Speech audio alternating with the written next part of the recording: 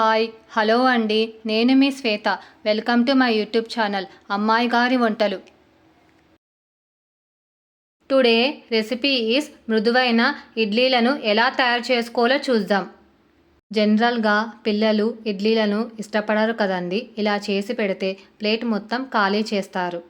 మరెందుకు ఆలస్యం, let us start the recipe. ముందుగా ఒక బౌల్లో 1/2 గ్లాస్ మినపబేళ్ళను వేసి నీళ్ళను పోసి 2 hours నానబెట్టుకోవాలి. 2 hours తర్వాత నీళ్ళన్నీ వంపేసి ఒక మిక్సీ జార్లో వేసుకొని ఫైన్ పేస్ట్లా గ్రైండ్ చేసుకోవాలి.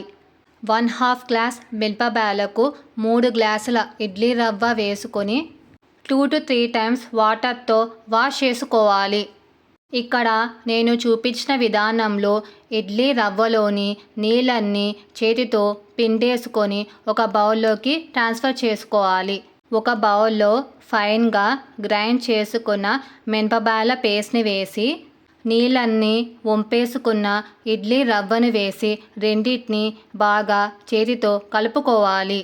ఇడ్లీ బ్యాటర్ కన్సిస్టెన్సీ ఇలా ఉంటే చాలండి. మరీ గట్టిగా ఉంటే కొద్దిగా వాటర్ని యాడ్ చేసుకోవాలి. ఇడ్లీ బ్యాటర్ని 1 day బిఫోర్ ప్రిపేర్ చేసుకోవాలి. మరుసటి రోజు ప్లేట్ ఓపెన్ చేసి చూస్తే ఇడ్లీ బ్యాటర్ పొంగి ఉంటుంది. ఇలా పిండి పొంగితే పర్ఫెక్ట్ ఇడ్లీ బ్యాటర్ రెడీ అయినట్టు. ఇడ్లీ బ్యాటర్లోకి 1 tablespoon salt, 1/2 tablespoon baking soda వేసి గరిటెతో కలుపుకోవాలి.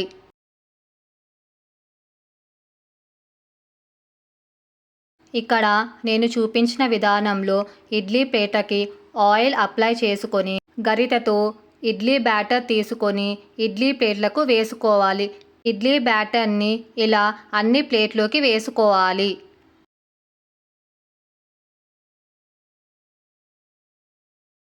ఇడ్లీ కంటైనర్లో సరిపడా వాటర్ని వేసి చింతపండుని వేసి 5 minutes బాయిల్ చేయాలి. వాటర్ హీట్ అయ్యాక ఇడ్లీ స్టాండ్ పెట్టి ఇడ్లీ మూత మూసి 10 to 15 minutes ఆవిరి మీద ఉడికియాలి. 15 minutes తర్వాత ఇడ్లీ మూత ఓపెన్ చేసి ఇడ్లీ స్టాండ్ని బయటికి తీయాలి.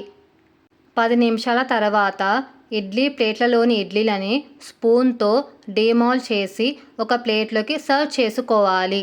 అంతే, ఎంతో మృదువైన ఇడ్లీలు రెడీ. ఇడ్లీలోకి కాంబినేషన్ పల్లీల చట్నీ అయినా పుట్నాల చట్నీ అయినా బాగుంటుంది. ఇక్కడ నేను ఇడ్లీలలోకి కాంబినేషన్ పల్లీల చట్నీ పెట్టాను. మీకు ఈ రెసిపీ నచ్చితే ఒక లైక్ చేయండి. మీ లైక్ నాకు బూస్టప్ని ఇస్తుంది. అలాగే మీ ఫ్రెండ్స్కి, రిలేటివ్స్కి షేర్ చేసి మరిన్ని వీడియోస్ కోసం ఛానల్ని సబ్స్క్రైబ్ చేసుకొని ఫీడ్బ్యాక్ రూపంలో నాకు కమెంట్ చేయండి.